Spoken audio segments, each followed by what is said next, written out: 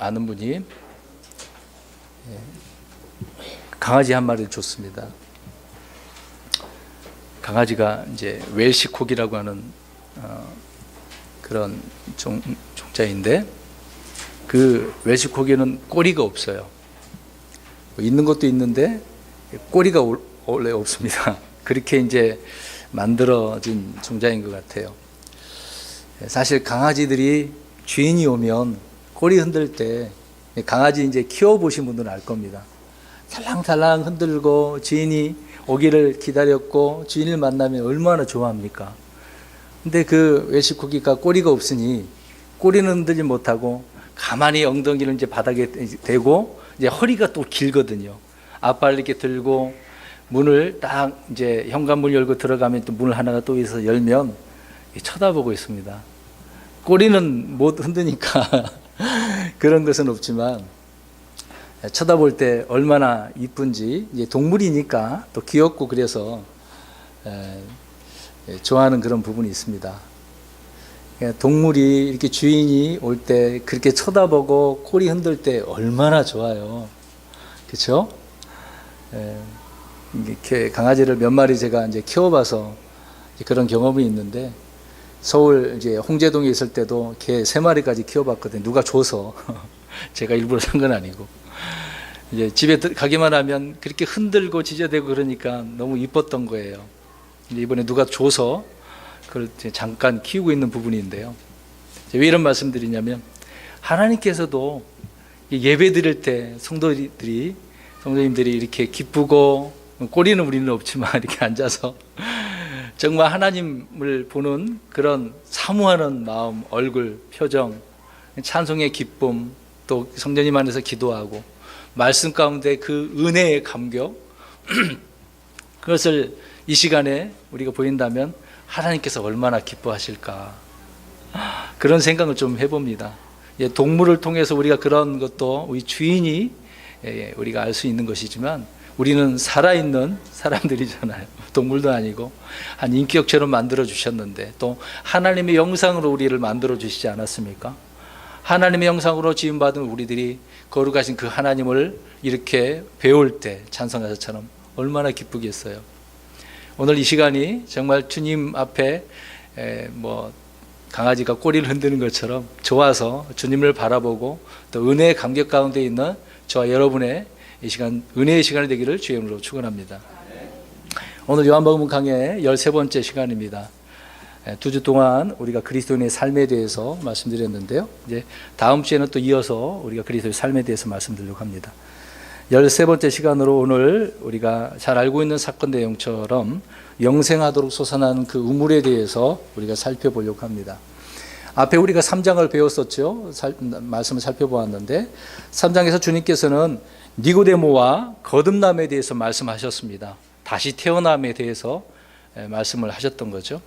이제 4장에 와서는 사마리아의 그 한 여인과 생수에 대해서 말씀합니다. 자, 거듭남에 대해서 말씀하셨다가 이제는 생수에 대해서, 거듭나면 우리 안에 뭐가 들어오게 되어집니까? 누가 들어옵니까? 성령님이죠. 이제 그 얘기를 이어서 하는 거거든요. 그렇게 생각하시면 될 겁니다. 근데 이 두 사건은 서로 대비를 이루고 있습니다. 하나는 예루살렘과 또 하나는 지역이 다르죠. 하나는 사마리아죠. 예루살렘과 사마리아는 서로 어떤 관계일까요? 왜 안 좋은 원수지간입니다. 지역적으로, 역사적으로는 의미를 일단 말씀드리겠습니다만은 안 좋은 관계예요. 그런 적대 관계에 있는 지역이 바로 사마리아와 예루살렘이었다는 겁니다. 지금 그 과정, 움직이시는 과정을, 이동 경로를 보시면 알게 되는 거죠. 그러면 니고데모는 어떤 사람이라고 그랬습니까? 바리새인이라고 그랬잖아요. 근데 오늘 우리가 살펴본 여자는 어떤 그런 위치에 있는 사람입니까? 이 여자는 어떤 여자예요? 창기, 창기죠. 창녀란 말입니다. 창기와 다름없는 여인의 신분관계, 서로 극과 극의 대비를 이루지 않습니까? 바리새인이면 철저히 하나님의 율법으로 살려고 하는 그러한 자였지만, 이 여자는 그게 아니었던 거죠. 그냥 허랑방탕 누리며 살아가는 그런 여자, 그래서 극과 극의 대비를 보여주고 있는 것입니다. 그럼에도 불구하고 하나님께서 우리에게 주신 이 복음은 어떨까? 이런 신분에 따라 달라질 수 있을까요? 아니죠. 복음이라고 하는 것은 동일하는 것입니다. 또 주님께서 주시는 이 생명은 하나이고 모든 사람에게 주어지는 똑같은 그런 생명이 아닙니까? 그래서 주님 앞에서는 어떤 지역도 소용이 없어요. 인종이나 뭐 어떤 차별, 성별, 신분, 또 학력도 관계가 되지 않습니다. 어떤 차별적인 요소가 있을 수 없다라고 하는 것입니다. 복음은 복음과 원수된 것들을 하나로 만드는 능력이 있지 않습니까? 우리는 평소에 원수지간이었는데 나도 예수님 이 복음을 통해서 구원받고 저 사람도 구원받게 되어지면 그 원수지간이었던 사람이 형제, 자매가 되는 거죠. 그런 능력이 복음 안에 있다는 것입니다. 또 복음 안에는 배운 자와 또 못 배운 자가 있죠. 또 가진 자와 못 배운 자, 못 가진 자 서로 구분이 없다는 겁니다. 세상은 그렇게 나누겠지만 복음은 그렇게 나누지 않는다라는 것이죠. 자, 그런 의미의 말씀을 우리가 3장에서도 오늘 4장에서도 우리가 알 수 있는 것입니다. 그러면 한 절 한 절씩 우리가 자세히 또 살펴보도록 하겠습니다. 1절 말씀 볼까요? 그러면 예수님께서 요한보다 더 많이 제자를 삼고 침례를 주셨다는 말을 바리새인들이 들은 줄을 주께서 아시고. 자, 사람들은 어떻게 생각을 하고 있습니까? 예수님께서 지금 요한보다 어떻게 해요? 제자를 더 많이 제자를 삼았다고 하니까 바리새인들이 이거 알았단 말이죠. 그것을 예수께서 들으셨어요. 그 사람들은 누가 더 많이 주는가 거기에 관심이 있는 거예요. 단어 하나가 의미심장한 그런 내용을 담고 있는 겁니다. 더 많이. 또 누가 더 큰가? 누가 더 위대한가를 비교하며 인생을 이렇게 살아가는 거 아닙니까? 혹시 저와 여러분이 이렇게 비교하면서 인생을 살고 있다고 한다면 지금 잘못된 거예요. 그리스도 안에서는 우리가 이런 것이 벌써 다 초월한 그런 상태가, 그런 위치에 있어야 되는 것입니다. 근데 세상 사람들은 계속해서 더 큰 것, 더 위대한 것, 뭔가 더 바라는 것이 있다라고 하는 부분을 알 수 있는 거죠. 자, 그렇게 비교하며 인생을 허비하는 것처럼 침례인 요한에게 침례받는 것을 거절했던 이 바리새인들은 예수님이 침례인 요한보다 더 많이 제자를 삼았다고 또 침례를 준다는 것을 듣게 되었다라고 하는 것입니다. 그래서 이들은 요한에게 몰려갔는데 이제는 누구에게 몰려가겠습니까? 예수님께로 다시 몰려올 수밖에 없는 그런 부분이라는 것이죠. 자, 이런 자들의 속내를 주님은 어떻게 해요? 들으시고 아셨다는 겁니다. 사람의 그 속마음을 주님은 다 알고 계시는 거죠. 여기에 뭐 말씀이 있다, 저기에 말씀이 있다, 이 목사님이 정말 대단하다, 위대하다, 막 그렇게 사람들은 나누죠. 그래서 주님은 똑같이 보신다는 것입니다. 자, 1절이 이제 그런 의미로 우리가 생각하면 되겠습니다. 2절 말씀입니다. 그러나 예수님께서 친히 침례를 주지 아니하고 그분의 제자들이 주었더라. 예수님이 이제 침례를 준 줄 알고 이렇게 들었단 말이죠. 근데 이 말씀 구절을 보니까 예수님께서는 직접 침례를 주신 것이 아니라 예수님의 제자들이 주었다라고 말씀을 하고 있는 것입니다. 예수님은 지상에서 아무에게도 침례를 베풀지 않으셨던 거죠. 주님의 제자들이 침례를 준 것이라고 해도 누가 침례를 준 겁니까? 예수님이. 제자들이 이렇게 해줘도 주님이 준 것이라고 성경은 말씀하고 있고 또 그와 다름이 없겠죠. 주님은 지상에서 손수 누구에게 침례를 주신 적이 결코 없습니다. 역시 사도 바울도 역시요, 거의 주지 않았어요. 전혀 안 줬다는 얘기가 아니라 바울은 주긴 줬는데 거의 안 줬어요. 몇몇 사람에게가 주고 그 외에는 오직 복음만 전하는 바울이었다는 것입니다. 왜 그랬느냐면 사람들이 침례 자체에다가 어떤 구원이나 의식을 두고 있기 때문에 또 거기에 어떤 제사함이나 능력을, 의미를 거기에다가 부여하기 때문에 바울도 역시 그렇게 자기 자신 직접 주지 않았다. 왜 그러냐면 그 당시에 바울이 얼마나 능력이 있었습니까?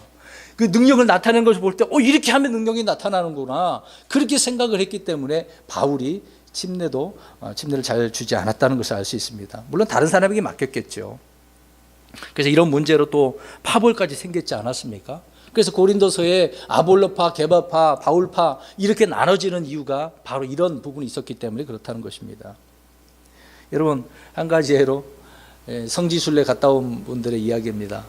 어떤 사람이 이제 개신교 성도가 성지순례 갔다가 요단강 갔단 말이죠. 그래서 예수님께서 이제 침례를 받으셨는데 개신교는 세례잖아요.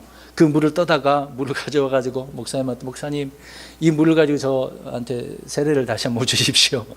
그런 일이 있었을까요, 없었을까요? 있었습니다. 정말 여러분은 이제 못 들으신 분들이 있는데 있었어요. 또 어떤 목사님도 그래요. 직접 그 요단강 물을 흙도 가져온 분도 있고요. 물도 가져온 분들이 있습니다. 그걸로 다시 한번 세례 베푼다고. 정말 있었습니다. 얼토당토 않는 그런 이야기지만 정말 그런 일이 있어요. 침례도 아닌 세례를 받으면서 그런 황당한 주장을 하는 것은 그 의식 자체에 거기에 어떤 신비한 능력이 들어있는 줄 알고 생각을 하고 있는 것이죠. 이건 잘못된 생각입니다. 사람들은 누구에게 침례를 받았는가를 굉장히 중요하게 그렇게 생각을 합니다. 바울은 그런 성도들이 육신적인 그런 생각과 판단에 빠지지 않기 위해서 그래서 침례를 거의 주지 않았다는 거죠. 그 구절이 고린도전서 1장 14절에서 17절에 말씀을 하고 있습니다. 잠깐 읽을게요. 중간 부분만 읽겠습니다. 이것은 아무도 내가 내 이름으로 침례를 주었다 말하지 못하게 하려 함이라. 내가 또한 스데바나의 집안 사람들에게 침례를 주었고 그 외에는 다른 누구에게 내가 침례를 주었는지 알지 못하노라. 그만큼 침례는 많이 안 줬다는 얘기예요. 참 이게 현실입니다. 근데 오늘 바리새인들이 그렇게 알고 예수님 앞에 나온 거예요. 뭔가 능력이 있는 줄 알고. 물론 예수님은 능력이 있는 분이죠. 그러니까 그 의식 자체에다가 기준을 두고 있고 그것을 추구하기 때문에 오늘날 많은 은사주의자들이 이런 부분에 빠진 것 아니겠습니까? 우리가 이런 것을 주의해야 되는 것입니다. 3절 말씀입니다. 유대를 떠나 다시 갈릴리로 떠나가실 때에 주님은 예루살렘에 올라가셨다가 또 유대로 가셨다가 거기서 오셨고 또 유대에서 다시 갈릴리로 돌아가시고자 하는 그런 장면의 내용입니다. 그런데 갈릴리로 가는 중에 어디를 통과하셔야 될까요?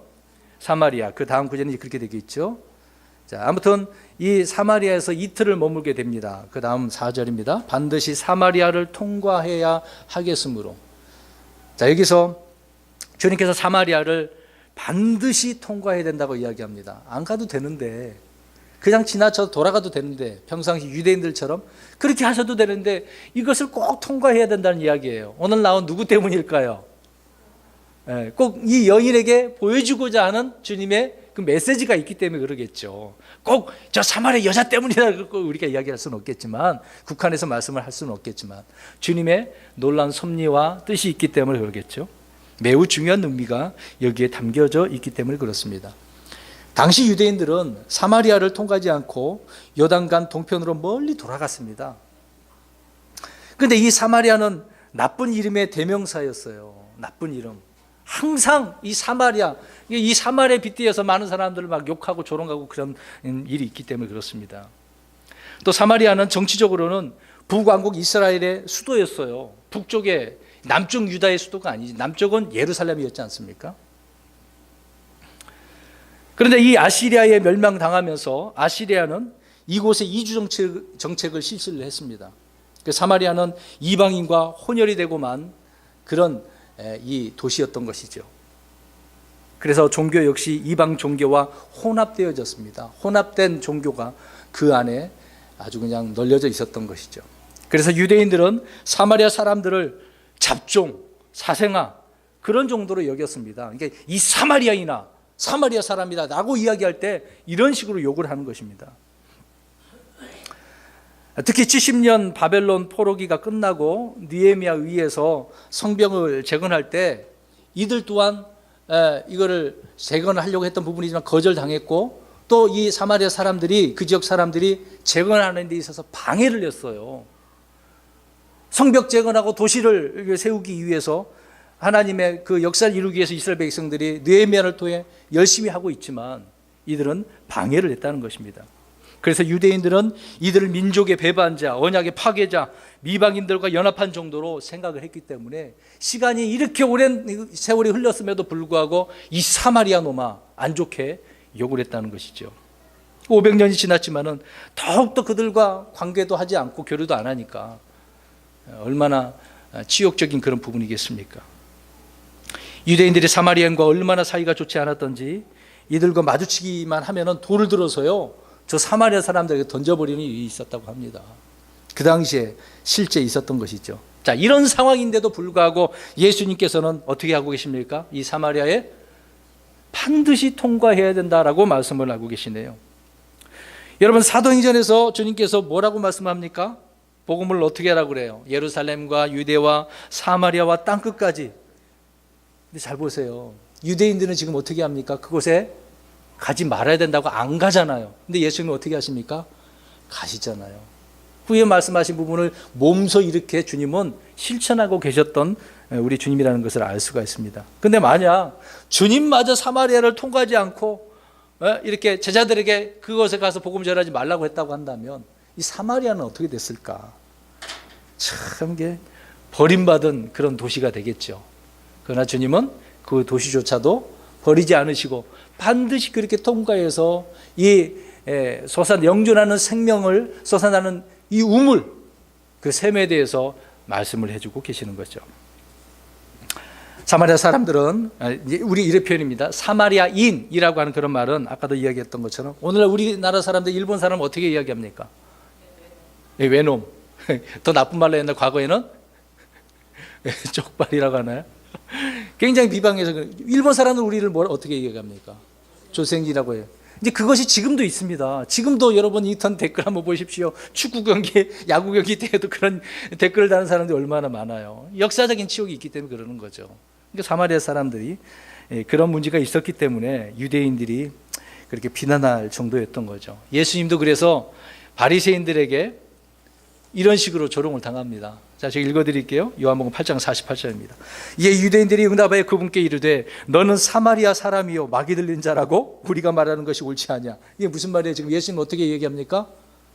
사마리아 사람, 더럽고 추악한 사람, 이런 사람으로 지금 이야기하고 있으니까 예수님도 이런 치욕을 받으셨네요. 그러나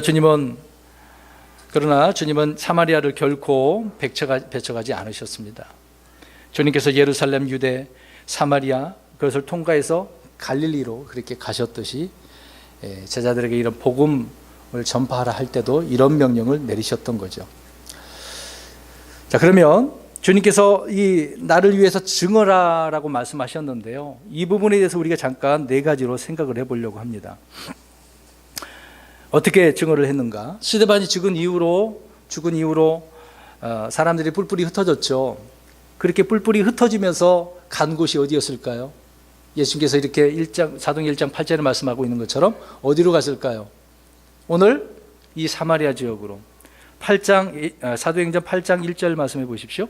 사울이 그의 죽음에 동의하더라. 그때 예루살렘에 있는 교회에 대한 큰 핍박이 있어서 사도들 외에는 다 유대와 사마리아 지역들로 두루 널리 흩어지니라. 그럼 흩어져서 뭐 했을까요? 안 흩어졌다라고 하는 문제가 있었기 때문에 스데반의 일로 인해서 다 하나님께서 강제적으로 지금 흩어지게 한 것입니다. 흩어져서 무엇을 했을까요? 복음을 전했다는 것이죠. 그리고 빌립은 거기에서 그리스도를 선포했다고 8장 5절에 말씀하고 있어요. 또 8장 14절에 사도들은 사마리아가 자신들과 마찬가지로 하나님의 말씀 그래서 받았다라고 하는 것을 듣고서 누구를 보냈을까요? 사도를 보낸 거예요. 사도를. 네. 또 그 두 사도를 보냈는데 두 사도들은 가서 안수를 냈고 역시 사마리아 사람들에게 복음을 전했다라고 8장 25절에 말씀하고 있는 거죠. 사도행전의 그 행적이 어떻게 복음이 전파되고 있는 것을 잘 말씀해 주고 있는 것입니다. 자, 이렇게 주님의 명령에 따라 주님께서 몸소 실천하시고 또 제자들도 그 명령에 따라 순종한 것 아니겠습니까? 이는 그들이 복음을 통해 얼마나 크게 변화했는가를 보여주는 단적인 예죠. 역시 복음은 놀라운 능력을 갖고 있습니다. 그러니까 하나님의 말씀이 이 복음이요, 우습게 우리가 생각해서는 안 되는 일입니다. 나는 이제 복음을 알았으니까 그게 아니라 모르는 사람들에게 그 능력이 얼마나 더 크겠습니까? 또 알면 알수록 더 경험할 수 있겠죠. 복음 안에서는 어떤 인종의 문제나 언어의 문제나 피부색의 그 문제가 아니라는 것을 한 번 더 우리는 기억해야 될 것입니다.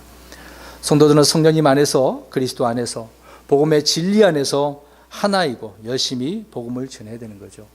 여러분, 미국 역사에서도 알 수 있지 않습니까? 퓨리탄이 영국에서 떠나서 미국의 보스턴에 도착을 하고 제일 먼저 교회를 짓고 학교를 짓고 공공기관 시설을 짓고 또 자기들의 집을 지으며 나갔잖아요. 그랬는데 미국에 가서요, 인디안들이 있었습니다. 근데 인디안들을 어떻게 했을까요? 대부분 죽였잖아요. 왜? 그들이 영혼이 없는 자라고 그렇게 생각을 해서 미개인처럼 생각을 하고 그들을 얼마나 많이 죽였습니까? 근데 나중에 깨닫고 그들이 복음을 그들에게 전하고 또 온 세상에 흩어져서 미군들이 복음을 전하지 않았습니까? 영국에서도 우리나라에 성경책 제일 먼저 킹제임스 성경이 들어왔고 그 이후에 또 성경을 가져온 중국에서도 들어오고 일본에서 들어오고 미국의 선교사들이 이 복음을 가지고 들어와서 우리나라가 지금 이렇게 발전하고 주님을 믿는 사람들이 얼마나 많아졌습니까? 그 얼마나 능력이겠어요?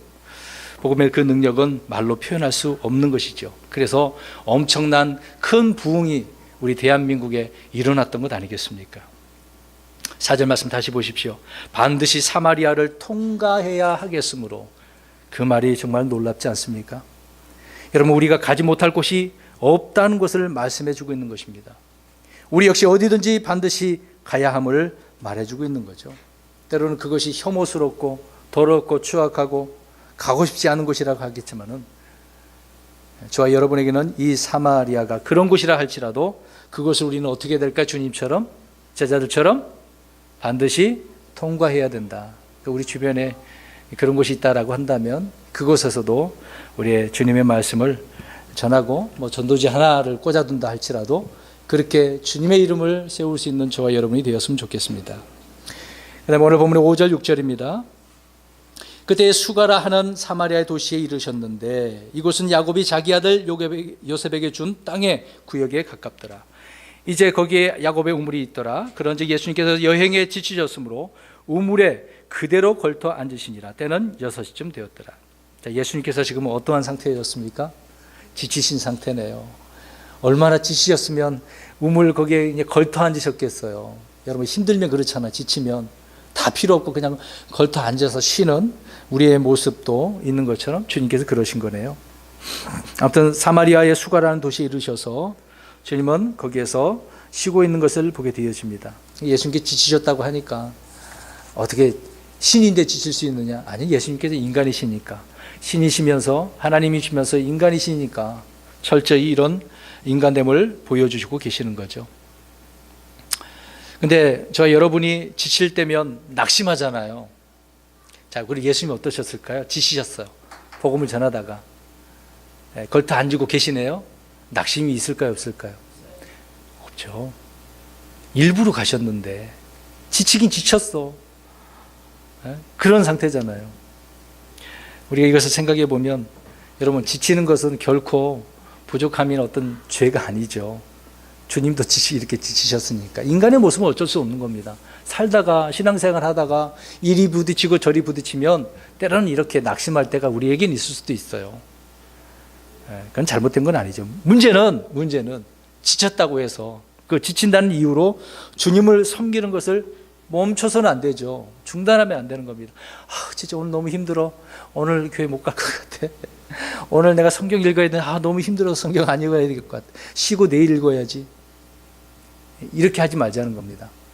우리가 주님을 사랑하고 섬기는 건 매일매일 순간순간 그렇게 드러나야 되는 거 아닙니까? 지쳤다는 이유로 멈춰버리면 그게 하나님 앞에 문제가 되는 거고 때로는 죄가 되는 부분이라는 것을 알 수 있습니다. 피곤하고 지치면 그냥 쉬면 돼요. 힘을 내서 우리가 일어나야 되겠죠. 자, 지쳐서 쉴 때 만약 하나님께서 누군가를 저와 여러분에게 보내주셨어요. 그럼 예수님은 지금 누구를 기다리고 있는 거예요? 사실상 수가 여인을 기다리고 있는 거죠. 근데 우리도 지쳐서 어디에서 쉬고 있어요. 근데 하나님께 누군가를 이렇게 보내줬어. 사마리 여인처럼 누구를 보내줬어. 그럼 어떻게 됩니까?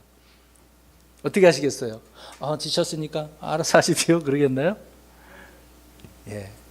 하나님께서는 이유가 있겠죠. 지친다 할지라도 누군가를 보내줬다고 한다면 그 사람에게 복음을 전하든가 아니면 영적인 필요를 제공한다든가 이런 증언하는 삶이 있어야 되는 거 아닙니까? 여러분, 주님은 지쳐서 앉아 계십니다.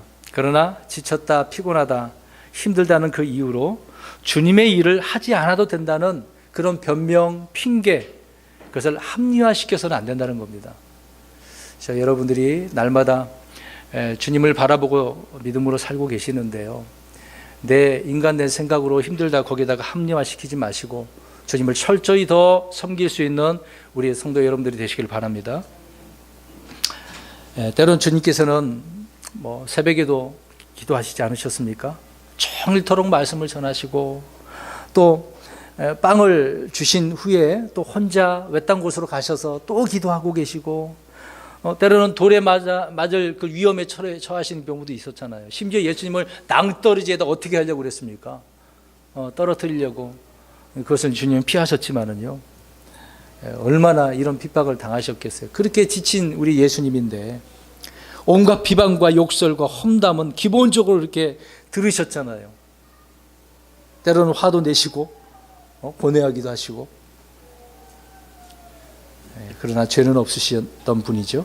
자, 이런 예수님 우리가 한번 생각을 하셔야 될 것입니다. 그 다음에 7절과 8절입니다. 한 사마리아 여자가 물 기르러 오매 예수님께서 그녀에게 마실 물을 내게 달라 하시니 이는 그분의 제자들이 먹을 것을 사러 그 도시로 갔기 때문이더라. 자, 상황을 생각해 보세요. 하늘에는 지금 태양, 햇빛이 어떻게 되고 있습니까?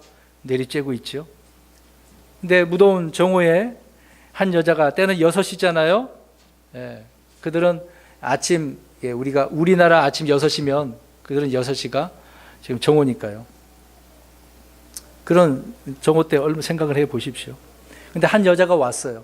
그 여자는 사람들의 눈을 피해서 아무도 없는 이 무더운 그 뜨거운 태양볕 물을 기르려고 찾아왔습니다.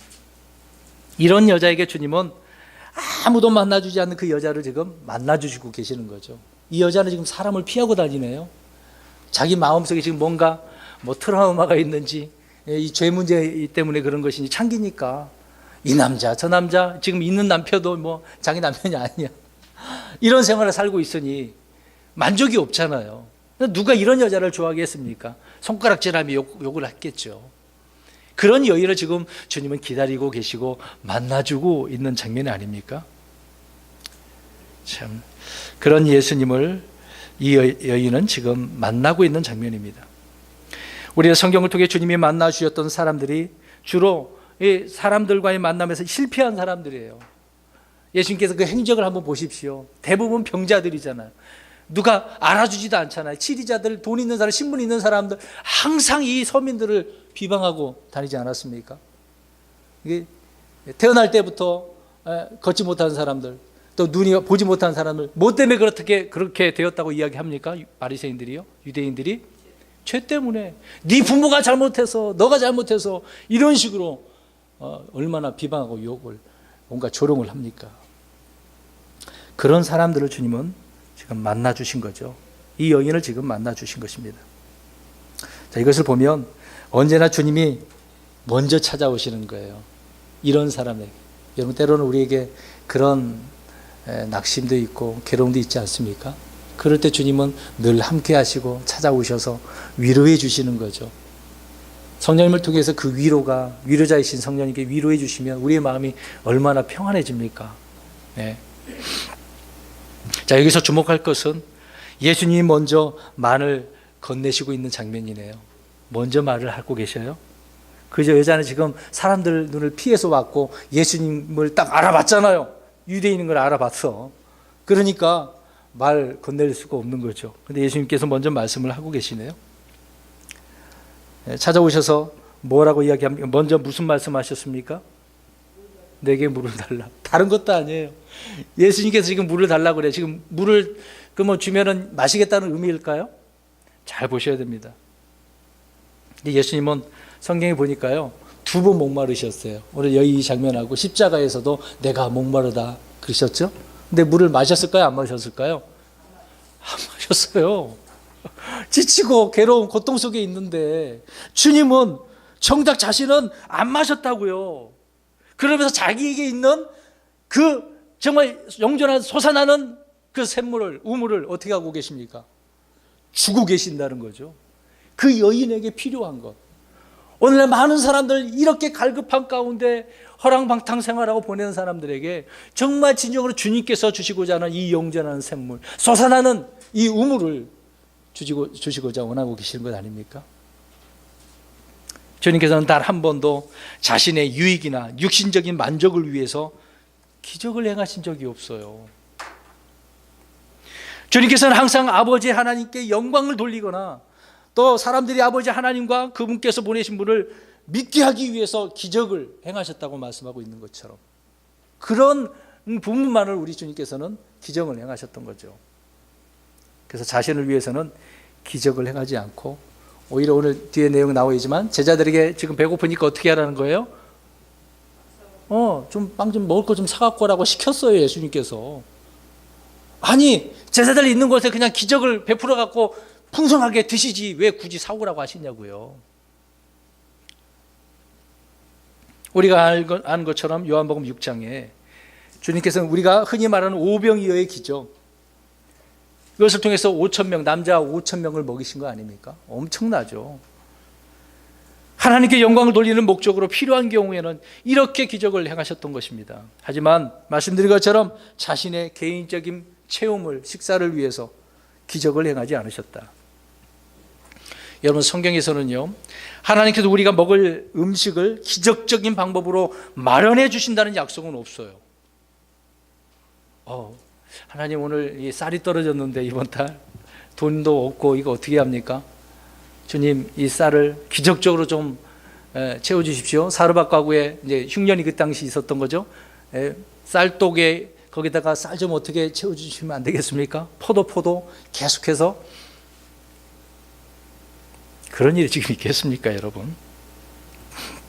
주님께서 뭐든지 하시겠죠. 근데 그런 약속을 기적적인 방법으로 해주시겠다라고 안 하셨다는 것입니다. 각자의 음식은 각자 준비해야 됐던 거죠. 근데 5,000명, 물론 남자만 그렇게 얘기했지만 한 아이가 도시락이 있었던 거죠. 다른 사람들은 뭐 했을까요? 가지고 다니는 것이 그냥 따라왔어요. 왜 따라다녔습니까? 예수님께서 어떻게 해주시기를 바라는 거예요. 뭔가 기적을 일으켜달라고, 자꾸 기적을 일으켜달라고.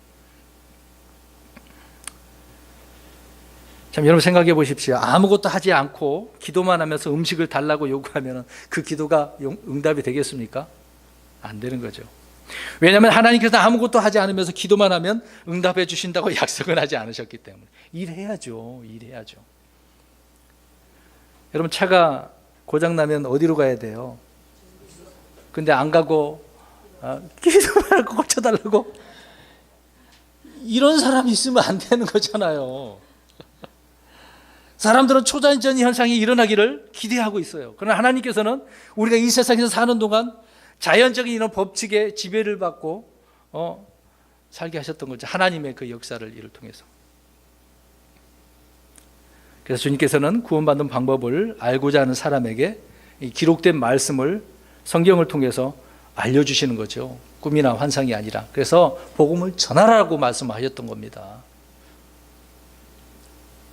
여러분, 어제 차 교회에 물 뜨러 가는데 차에 갑자기 경고가 떴어요. 타이어에 바람이 부족하니까 바람을 채우라고. 시동 껐다 켰는데 계속 뜨더라고요. 이거 어떻게 해야 되나? 월요일 날 차를 사용해야 되는데 어떻게 해야지? 여기저기 돌아다니면서 바람을 넣었더니 그 경고의 불이 없어지더라고요. 만약에 제가 이런 신비주의적인 사고방식을 갖고 있다고 한다면 주님, 바람을 채워주십시오. 이렇게 했다고 생각해 보십시오. 얼마나 어리석은 것입니까? 참 말도 안 되는 거겠죠. 8절에 우리가 7, 8절에 이 말씀을 보면 주님께서는 그렇게 몸소 경험을 하셨던 분이죠. 정작 자신을 위해서는 하지 않으셨다. 뭔가 다른 사람에게 채워주시기 위해서 이런 모습을 보여주신 것이죠. 오늘 9절입니다. 그때 사마리아 여자가 그분께 이르되 당신은 유대인이면서 어찌 사마리아 여자인 내게 마실 물을 달라고 하시나이까 하니 이는 유대인이 사마리아 사람과 상종하지 아니하기 때문이라. 여자는 예수님 물을 달라고 하는 것을 듣고서 매우 의아하게 생각했던 것이죠. 왜? 유대인인 줄 알았기 때문에. 사마리아 유대인이 정말 이 극과 극의 서로 상대적인 부분이 있는데요. 역사적인 부분입니다. 앞에서도 얘기했던 것처럼 그 구절을 잠깐 말씀을 드리려고 합니다. 열왕기하 17장 5절에서 6절이에요. 그 뒤에 아시리아 왕이 올라와 그 온 땅에 두루 다니고 사마리아로 올라와 3년 동안 그것을 에워쌌더라. 호세아의 제9년에 아시리아 왕이 사마리아를 점령하고 이스라엘을 사로잡아 아시리아로 데려가서 할라와 고산 강가의 하볼과 메대 사람들 도시들에 두었더라. 자, 사마리아에 있는 사람들을 어떻게 했대요? 아시아로 데려가 버렸어요. 이주 정책, 강제 이주 정책을 벌린 겁니다. 그런데 그거 사마리아 그 비어져 있는 곳을 어떻게 했을까요? 왕하 열왕기하 17장 24절에 25절입니다. 잘 들어보십시오. 아시리아 왕이 바벨론과 구다와 아바와 하맛과 스발와임으로부터 사람들을 데려다가 어디로부터 데려온 거예요 지금요? 아시리아 왕이 그 나라 지방 그 주변에 있는 사람을 데려온 거예요. 이스라엘 자손 대신 사마리아 도시들에 두매. 자, 이스라엘 자손 대신에 누구요? 사마리아에다 그 사람들을 뒀다는 거죠. 이방인들을 갖다 뒀단 말입니다. 그래서 그들이 사마리아를 소유하고 그것의 도시들에 거하니라. 이렇게 역사적으로 말씀하고 있네요. 그들이 이곳에 와서 온갖 이방을 섬겼고 또 종교가 이방에서 섬겼고 종교가 혼합되어졌기 때문에 하나님을 섬겼겠습니까? 아까도 얘기했던 것처럼 느헤미야가 성벽을 재건하는데 방해 공작을 벌였다는 사람들이 아닙니까? 그러니 유대인들이 볼 때마다 치가 떨리는 거죠. 이 더러운 놈들, 이 혼혈아들. 그래서 원수지간 이런 역사적인 배경을 가지고 있었던 것이죠. 9절 말씀을 한 번 더 그렇게 우리가 생각해 보면 되겠습니다. 10절입니다. 예수님께서 그에게 대답하여 이르시되 내가 만일 하나님의 선물을 알고 또 내게 마실 물을 내게 달라 하는 이가 누구인 줄 알았더라면 그에게 구하였을 것이요 그가 내게 생수를 주었으리라 하시니. 자, 주님은 사마리아 여인의 질문에 구원의 본질로 곧바로 핵심을 이야기합니다. 잘 보세요. 그 여자가 지금 뭐라고 질문을 하고 있잖아요. 질문을 하니까 답변을 주셔요. 어떤 답변을 주십니까? 그 여자는 무슨 질문을 했어요? 우리 앞에 보세요. 내게 왜 물을 달라고 합니까? 그러면 야, 나는 물을 줄 수 있는 사람이기 때문에 주는 거야. 그런 이야기를 안 했단 말입니다. 무슨 이야기를 하고 있는 것일까요? 내가 만일 하나님의 선물을 알고, 자, 하나님의 선물 이야기가 나오네요. 지금 선물 어떤 선물입니까? 영전하는 솟아나는 우물을 주려고 하는 선물이죠. 야, 너가 이것을 알았다고 한다면 사람들이 어떻게 해요? 구했을 거야. 너가 내게 말씀을 내게 달라고 하는 그 이가 누구 알았다고 한다면 줬을 거야. 이 말이 뭐예요? 사람들이 안다는 겁니까? 모른다는 겁니까? 모른다는 거겠죠. 자, 선물을 싫어하는 사람은 아무도 없을 겁니다. 그런데 이거 알면 이거를 달라고 했을 텐데 모르니까. 그러면 하나님의 선물이 무엇입니까? 빨리 생각해 대답해 보십시오. 성경이 몇 가지 말씀하고 있는데 하나님의 선물은 무엇입니까? 구원의 은혜. 이제 그것밖에 생각도 안 나십니까? 영전하는 생명. 자, 그럼 또 제가 말씀드리겠습니다. 로마서 6장 23절에 사도행전 10장 45절과 8장 20절에 말씀하고 있는데요. 자, 8장 20절입니다. 베드로가 그에게 이르되 내가 하나님의 선물을 돈으로 살 줄로 생각하였은즉 내 돈과 함께 망할지어다. 시몬이라고 하는 사람이 있었는데 제자들이 언수하니까 성령님이 들어가서 말도 하고 막 그래요. 그러니까 나도 그거 달라고 그러는 거예요. 돈으로 살려고 했던 것이죠. 자, 베드로가 말한 것은 이 하나님의 선물은 뭐라고요? 성령님이라고요. 자, 우리 다시 요한복음 3장으로 갑니다. 요한복음 3장은 어떻게 해야 되는 거죠? 다시 태어나야 되는 거죠. 다시 태어나면 성령님께서 우리 안에 들어오시는데 그 성령님이 바로 뭐다? 하나님의 선물이네. 성령의 선물이라는 거죠. 이것을 우리가 선물로 받는 겁니다. 근데 그 여인에게 지금 이 선물을 주려고 하는데 그 여자가 알아요, 몰라요? 모르니까 그걸 달라고 지금 질문은 다른 질문을 하고 있잖아요. 예수님이 이런 질문을 원하고 계시는데 오늘날 많은 사람들이 정말 성령 받기를 원합니다. 불신자들이 그렇게 하면 얼마나 좋겠어요. 하나님 알기를 원합니다. 그렇게 생각을 하나요? 안 한다는 거죠. 그러니까 안 하니까 누구를 보내는 겁니까? 복음 전도자들을 보내는 거죠. 이거 좀 알라고, 이걸 받으라고. 선물 좀 제발 좀 받아. 근데 받아야 안 받아? 안 받으려고 하잖아요. 그냥 받기만 하면 되는 건데. 그 다음에 두 번째로 로마서 6장 23절에 이런 죄의 삭은 사망이나 하나님의 선물은 예수 그리스도 우리 주를 통해 얻는 영원한 생명이니라. 자, 영원한 생명이죠. 아까 말씀한 것처럼 영생입니다. 그 다음에 로마서 11장 29절에 구원이 하나님의 선물이라고 말씀합니다. 은혜로 말미암아 구원받은 것을 하나님의 선물로 주셨다. 저와 여러분이 이것을 다 받으셨죠? 자, 다시 순서적으로 성령님 받으셨어요? 예, 영생이 있습니까? 구원이 있습니까? 예, 우리에게는 있는 거죠. 예. 네 번째로 고린도후서 9장 14절부터 15절인데요. 넘치는 은혜가 하나님의 선물이래요. 넘치는 은혜. 그럼 넘치는 은혜는 또 뭐겠습니까? 넘치는. 저와 여러분 오늘 말씀을 듣다가 은혜를 받는 거죠. 말씀을 깨닫는 것도 은혜잖아요. 또 주님께서 내게 주시는 그 공급하시는 것도 은혜죠. 그런 것들이 다 물질도 은혜가 될 수 있는 것입니다. 그럼 다섯 번째로 금방 중복되겠지만 재물을 통해 필요를 공급하고 돕는 일을 하는 것이 풍성한 선물이래요. 자, 우리가 가지고 있는 것이 있어요. 그것을 다른 이들에게 나눠주고 공급하는 거겠죠. 그것도 하나님의 선물입니다. 여러분, 예수님께서 우리에게 주신 건 내가 이만큼 있다고 해서 그것이 다 내 것만 아니에요. 이만큼 갖고 뭘 하겠습니까? 그게 아니에요. 그만큼이면 그만큼 가지고 하나님을 섬기는 거 아닙니까? 나누는 거죠. 그게 선물이라고 이야기합니다. 또 하나는 전도서 33장 13절 말씀처럼 먹고 마시며 자기의 일한 수고의 대가를 누리는 것이, 여러분 직장 생활하시고 사업도 하시잖아요. 그것을 통해서 우리가 내 삶을 또 누리는 것 아닙니까? 그건 역시도 하나님께서 주시는 선물이죠. 그 다음에 일곱 번째로 에베소서 2장 8절에 믿음이 하나님의 선물입니다. 믿음이. 저와 여러분에게 믿음을 주셨어요. 내 믿음 아닙니다. 누구의 믿음일까요? 예, 주 예수 그리스도의 믿음이죠. 이 믿음을 우리가 선물로 받아서 그 믿음으로 인해서 우리가 구원받는 것이죠.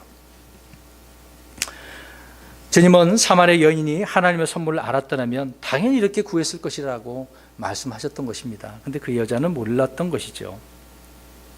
많은 사람들이 구할 생각도 하지 않기 때문에, 특히 성도들이 그래요. 알지 못해서 못 구하는 사람들도 있습니다.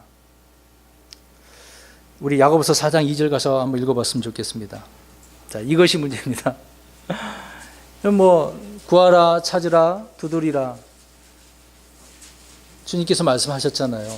근데 야고보서 또 이런 말씀이 있네. 많은 사람들이 여기에 지금 잘못되고 있는 부분입니다. 읽어봅니다. 시작.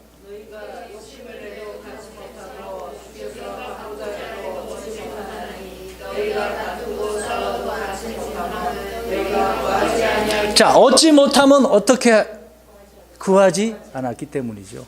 안 구했기 때문에, 잘못 구했기 때문에, 그래서 얻지 못했다라고 말씀을 하고 있는 것입니다. 오늘 예수님께서 사마리 여인에게 이런 대화를 하고 있는 거죠.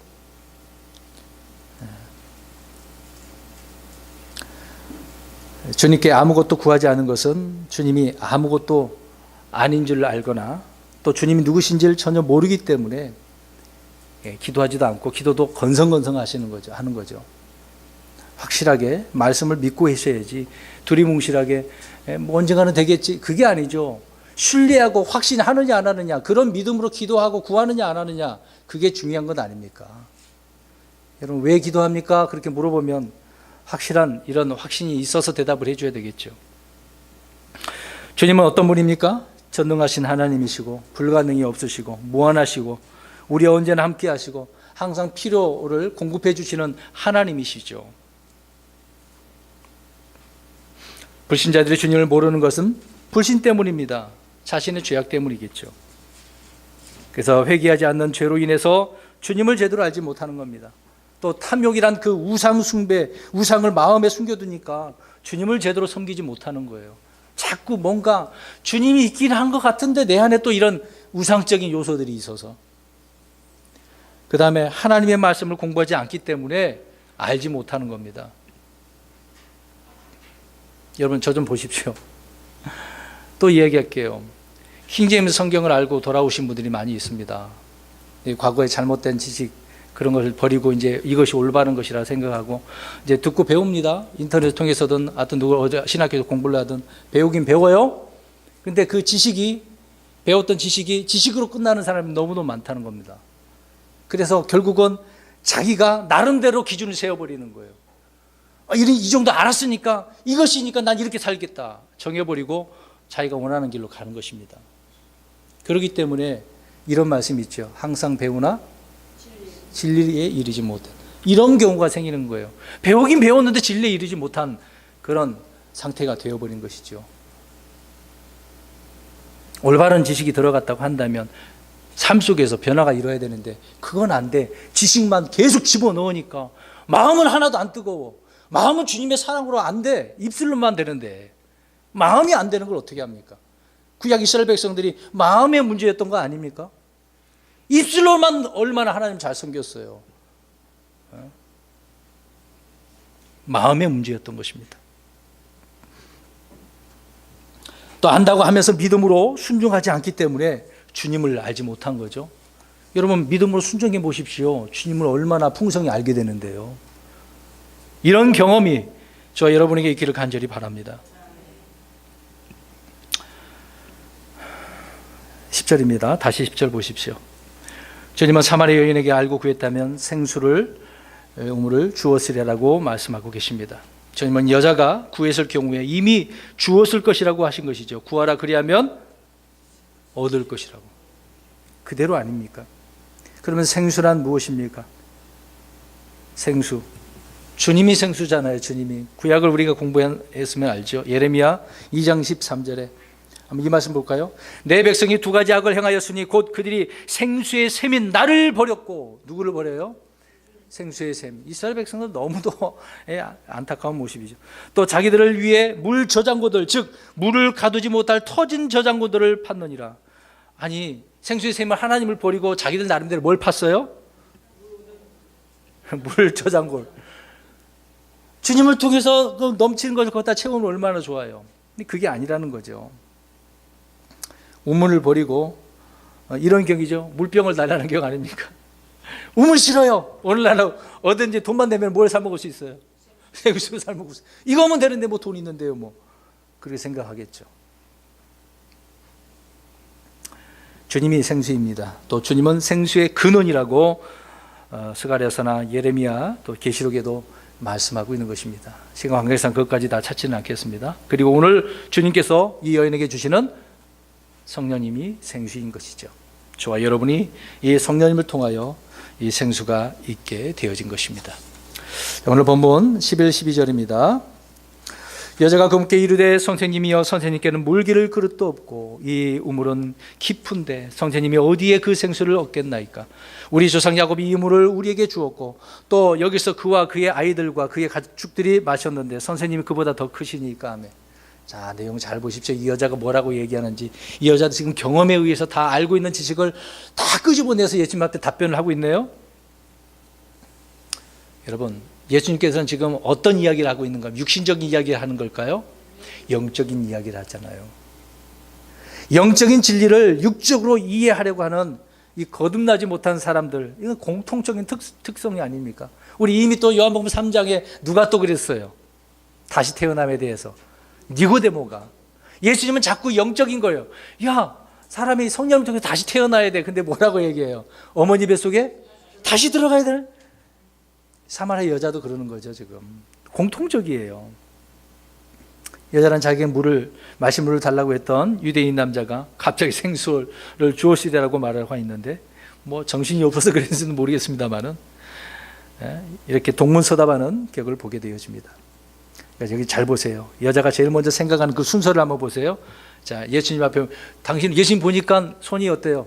빈손이에요. 그래서 뭐라고 이야기해요? 물기를 그릇도 없으면서 물을 달라고 합니까? 야, 잘 보세요.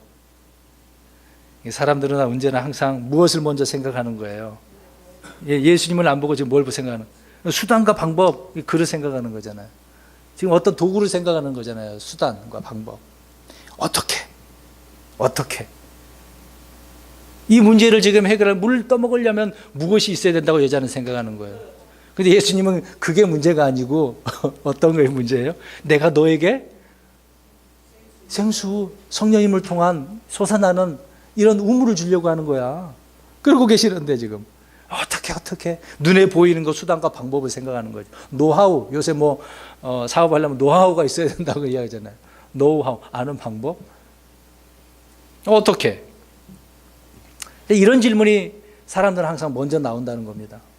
우리가 대화할 때도요, 그 대화하는 사람 내용을 잘 들어보면 이 사람이 무슨 생각을 하고 있는가를 알 수 있어요. 또 댓글 만들고 하는 경우 있잖아요. 또 닉네임들을 만들지 않습니까? 댓글 나는 요새 그냥 실명화 시켜야 되는데 그게 안 하는 게 문제가 있는데요. 자기 이름 대신에 닉네임을 만드는데 무엇을 만들까? 주로 자기가 생각하는 이름입니다. 마귀가 좋아하는 사람은 마귀적인 그런 내용들을 많이 이름 짓겠죠. 여러분, 구원은 어떻게가 아니라 지금 누가 그런 질문으로 먼저 시작을 해야 되잖아요. 지금 그 여자 앞에는 누가 계시는 거예요? 예수님. 당신이 주신다고요? 누가 주시는데? 이렇게 나와야 되는 거지 않습니까? 근데 어떻게? 이게 문제가 되고 있는 거죠. 어떻게 해야, 무엇을 해야 보다 누가 구원을 주신가라는 질문이 이렇게 먼저 나와야 되는 거 아닙니까? 누가가 먼저 나와야 되는 거예요. 사람들은 누가에는 관심이 없고 언제나 방법에 관심을 가지고 있네요. 또 한 가지 이 여자의 문제점이 있습니다. 그릇이 없고 우물은 지금 어떤 상태예요? 깊네요. 저 깊은데 뭐 그릇도 없이 어떻게 뜨려고 합니까? 그러려고 합니까? 그 얘기죠. 그러니까 하나님을 신뢰하지 못하는 사람들은 하나님의 말씀을 신뢰할 수 없는 항상 이런 이유를 금방 만들어내는 거예요. 아유, 깊은데. 아니, 지금 때가 어느 때인데. 아니, 상황이 그렇지 않아요. 이렇게 핑계를 댄다는 겁니다. 이유를 만들어내는 거죠. 이 우물은 깊은데 나는 돈이 없는데 능력이 없는데요. 내게는 친구도 없어요. 누가 알아주지도 않아요. 이제 나이가 들어서 어떻게 하겠습니까? 나는 말주변이 없는데. 모세가 그랬잖아요. 야, 가서 내 백성들의 말을 전해. 파로 왕에 가서 전해. 그랬더니 뭐라고 그래요? 뭐가 두란 사람에게 몇 번이고 했는데 거절했잖아요. 하나님께 화가 나셔갖고 이놈의 새끼, 야, 내 형이 있으니까 형을 데리고 가. 말 잘하니까 또 사람을 붙여주시지 않습니까? 자, 보세요. 사람들은 그러니까 이런 여러 가지 이유를, 가능한 이유를 갖다 꼭 이렇게 대고 있어요. 여러분 기도하실 때 그러지 않습니까? 하나님, 이것 때문에 이게 안 되고 있습니다. 이유를 지금 대고 있잖아요. 아니, 지금 누구를 바라봐야 되는데요? 예수님. 누가 지금 예수님을 먼저 봐야 되는, 그게 안 보이는 거야. 지금 방법만 보이고 수단만 보이고 이 핑계, 환경을 보고 이게 이 우물이 깊은데 어떻게 하려고 합니까? 이게 되고 있는 거죠. 여러분, 이런 문제에 필요한 것은 자신이 하는 어려운 이유들이 아니라 주님을 믿는 믿음입니다. 믿음이죠. 여러분, 누가복음 1장에 보면 심리한 요한의 아버지 사가랴가 있잖아요. 사가랴에게 가브리 천사가 나타나 가지고 수태고지를 이야기해, 내가 아들 이제 낳게 될 것이다라고 말해주잖아요. 그랬더니 뭐라고 이야기하는지 아시죠? 사가랴 뭐라고 그랬습니까? 나는 노인이에요. 또 내 아내는 매우 연로했어요. 이제 아이를 낳을 수 있다는 말입니까? 없다는 이야기입니다. 없다는. 근데 우리가 내용을 보면은요, 이 사가랴도 하나님께서 어떻게 하셨어요? 그 태를 일부러 막으신 거예요. 일부러. 하나님께서 막으셨다고 말씀하고 있는 거예요. 한나도 그랬죠? 하나님께서 일부러 막으셨다니까. 우리가 아는 삼손도 그렇지 않습니까? 일부러 막았어요. 일부러. 하나님의 때가, 그 뜻이 있어서. 근데 지금 사가랴처럼 노인인데요, 이런 핑계를 대겠죠. 그렇게 하면서 하나님 앞에 하나님을 걱정하고 있는 거예요. 하나님, 이런 거 아닙니까? 오히려 하나님을 걱정해 주고 있네요. 또 마리아도 마찬가지입니다. 나는 남자를 알지 못했는데요. 어떻게 애기를 잉태할 수 있습니까? 하나님을 지금 어떻게 만들고 있는 거예요? 불가능한 하나님, 무능한 하나님. 이것이 다 불신의 소산물이 아닙니까? 우리에게 이렇게 불신적인 요소들이 있다고 한다면 버리시길 바랍니다. 이것이 있으면 안 돼요. 믿음의 생활하기 힘들고 어려운 거예요. 여자는 주님에게 야곱보다 더 크시나이까? 또 이렇게 질문합니다. 자, 누구보다 더 크냐고요? 사람이잖아요. 자, 야곱이 우리에게 샘도 주었고 천년의 세월이 넘도록 이곳에서 물을 먹었는데 그 이 물 말고 또 다른 물도, 더 큰 물도 줄 수 있는 것입니까? 이렇게 얘기하는 거죠. 그러니까 이걸 보면 지금 이 여인은 예수님을 누구하고 비교하고 있어요? 야곱에게. 야, 비교 대상이 또 나타나네. 우리 주변에 자꾸 뭔가 비교하려고 하면 있으면 그런 사람과 좀 거리를 둬야 되겠어요. 비교의식 왜 이렇게 비교를 하죠? 예수님이 정말 누군지 알았다고 한다면 이런 비교가 할 수 있었겠습니까? 근데 예수님은 바리새인을 의해서 비교를 당하죠. 침례인 요한과 비교도 당하고 또 심지어 모세와도 아브라함과도 비교를 당하는 분이 우리 예수님이셨어요. 참 누구하고도 비교할 수 없는 우리 주님이신데 이런 대상이 되셨으니 우리가 또 이야기하지만 기도할 때 이런 식으로 비교하면서 기도하지 마세요. 주님은 불가능이 없는 전지전능하신 무한하신 하나님이신데 여기서 우리가 짚고 가야 할 부분이 있는데요. 주님의 말씀에 대해서 항상 반격하는 대적하는 불신자들의 그 순발력을 한번 보겠습니다. 여자는 예수님 말씀에 고분고분 듣거나 그 의미가 무엇인지 또 자기가 잘못 알아들었으니까 다시 한번 설명해 달라고 그렇게 했나요? 요구했나요? 아니죠. 자기 생각으로 여러 가지 이유들을 대고 있었습니다. 그러니까 이런 엉뚱한 말로 자꾸 주님을 반격을 하는 거예요. 얼토당도 되지 않는 그런 말들을 가지고요. 이는 불신자들 안에 역사하는 마귀의 영이 주는 그런 능력이죠. 마귀가 자꾸 그런 생각을 불어주는 거예요. 자, 가룟 유다가 예수님을 배반하게 된 여러 가지 이유도 있겠지만 귀에다가 무엇을 불어넣었다고 그랬어요? 마귀의 생각을 불어넣었다는 얘기예요. 마귀 생각을. 조심하셔야 됩니다. 그래서 사람들이 그런 마귀가 주는 생각을 잘 모르고 이런 말들을 하죠. 우리가 흔히 이제 성경 공부하다 보면 그런 생각들이 나는 거예요. 도대체 하나님 선악과를 왜 만들었어? 애초에 만들지 말지 왜 만든 거야? 누구 생각이에요 이게? 마귀 생각이라고요.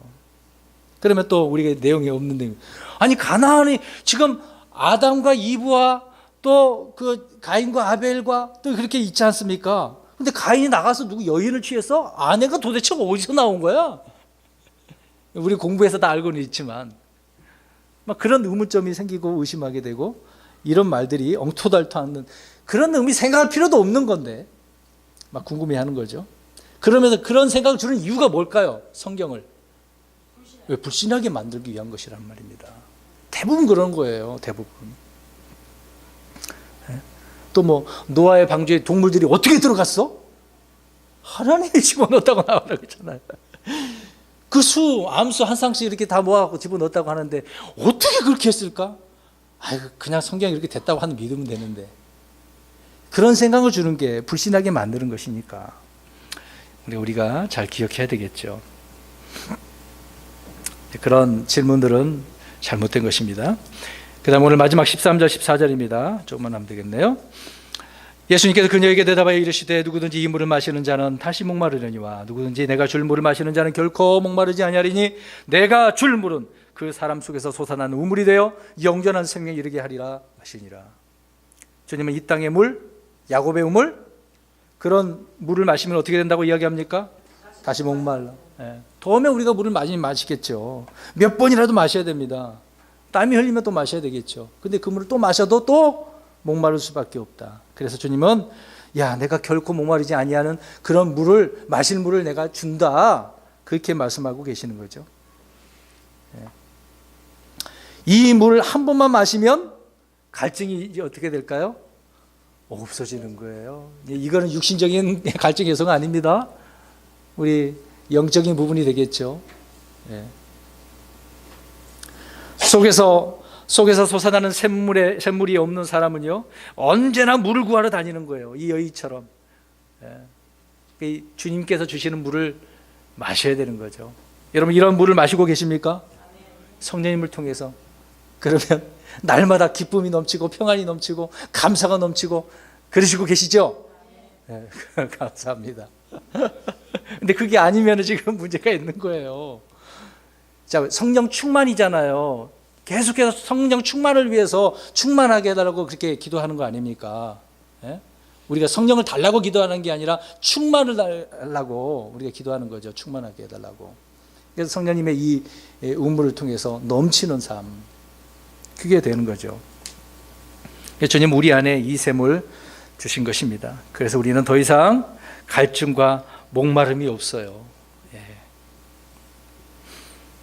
그래서 자기 속에 생수의 샘이 있다는 것은 어디로 물을 기르러 가지 않아도 돼요. 이제 어디를 가도 괜찮습니다. 이 물을 심지어 넘치고 흘러서 다른 사람들에게도 영향력을 줄 수 있는 저와 여러분이 되는 것 아니겠습니까? 이런 은혜가 넘치기를 바랍니다. 조금만 몇 구절 할게요. 그래서 땅에서 나는 물은 아무리 어떤 물을 좋은 물을 먹어도 소용없습니다. 뭐 삼투압 방식으로 만든 정수기 저는 200m, 300m 안반수에서 나는 그 물 그런 물 소용없습니다. 주님이 주신 물이어야 되겠죠.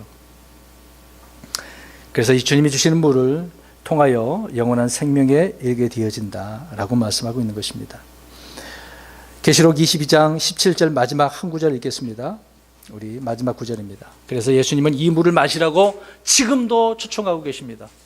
저와 여러분 이미 마셨지만 또 넘치고 흘리고 있지만 마시지 못한 사람들 향하여 말씀하시네요. 22장 17절 시작. 또 내게 이르시되 21장 6절 읽고 22장 17절 읽겠습니다. 21장 6절 시작. 또 내게 이르시되 다 이루어졌도다. 나는 알파 오메가요 시작과 끝이라.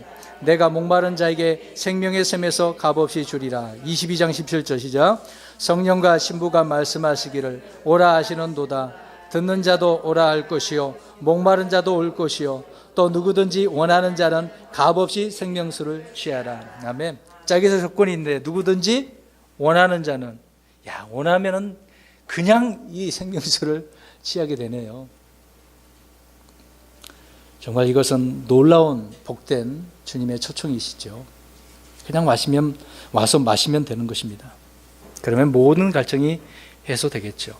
자, 성도 여러분, 주님은 오늘 수가 도시의 이 여인을 만나서 이 물에 대해서 지금 설명하고 있는 것입니다. 야곱의 우물? 아니다. 내가 주는 물이다. 이 영원하게 솟아나는 이 우물 우리에게 필요한 것이다. 너에게 필요한 것이다 라고 말씀하셨던 것입니다. 그래서 날마다 성령님을 통하여 솟아나는 그런 우물로서 살아가는 저와 여러분의 삶이 되시기를 주의 이름으로 축원합니다.